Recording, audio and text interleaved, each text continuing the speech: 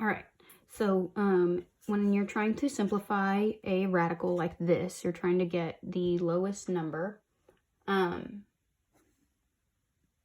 What I would tell my students to do is I want to write out the perfect squares. The perfect squares are 1, 4, 9, 16, 25, 36, and so on.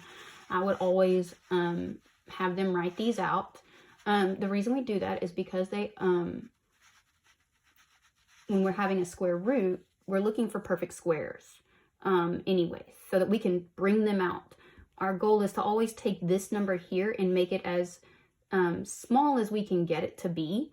And then whatever we can bring out from underneath the square root, we want to bring it out front. So the way that you can do that is with a calculator.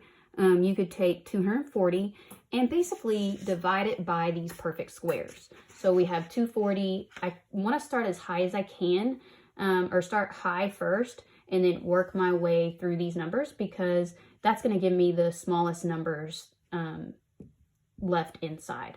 If I start with my small numbers first, it's more likely that you might have to go back and simplify some more. So I'm going to start with the higher numbers. And if you do work with the higher numbers, like 240 divided by 144, that's not going to give you a whole number. It's going to give you like a decimal. If you do 240 divided by 121, it's going to give you a decimal. And so do 100, 81, 64, and so on. The first number that you don't get a decimal at is at 16. So 240 divided by 16 gives you, I'm just going to kind of simplify this. Okay, so I know it's 16 because I've worked it out on a calculator. I don't have a calculator right now in front of me, but I know it's 16 times 15. I believe. Let's see. 6 times 5 is 30. 5, 8, 0, 6, 1. Okay, yeah. So 16 times 15 gives me 240. Okay. All right.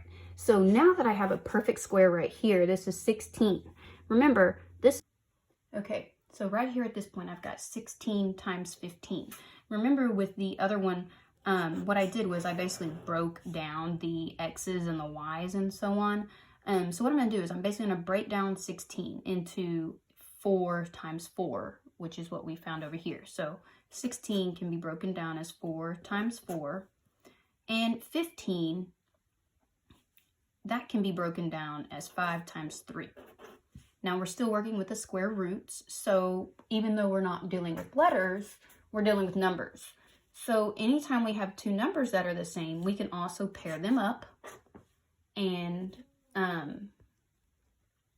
when you pair them up, that means that you can bring that out front. I can bring one pair of 4s out front. So I'm going to bring the 4 out front, and then I'm left with a 5 times 3 still here in the square root. And again, they don't have anything they can pair up with. So I'm just going to multiply those back together, back to 15, and leave it under the square root. Okay? And that is how you got that one right whenever you did that a while ago. So it kind of works the same way as the exponents. If you have two numbers that are the same being multiplied together, you can pair them up and pull them out front, or pull one out front.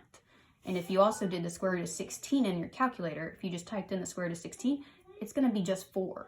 So that's also why we can pull out a 4 out front. Okay?